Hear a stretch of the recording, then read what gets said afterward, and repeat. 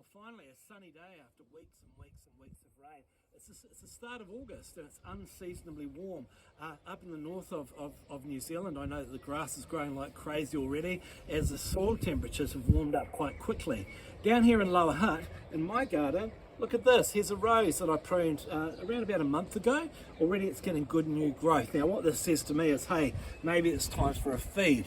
So this morning I came out with my blood and bone, put a good handful around this plant, just around the base, and then mixed it in.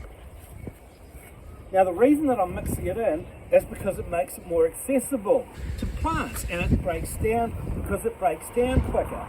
Now, if you leave it on the surface, it gets wet, sun comes out, it bakes it into a rock hard layer. No good. Watch out if you've got a dog and you're using blood and bones in your garden. They love sniffing it out and digging into it.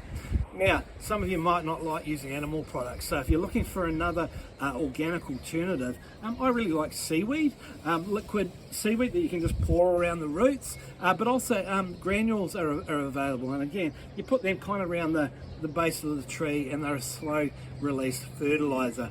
Compost is another option.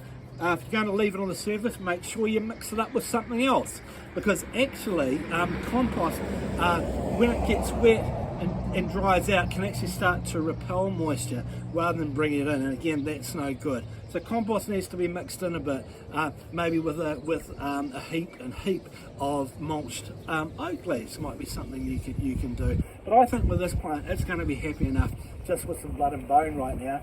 And also, I'm coming out weekly and giving it a foliar spray. If you want to know more about foliar sprays, have a look at the video on this YouTube channel.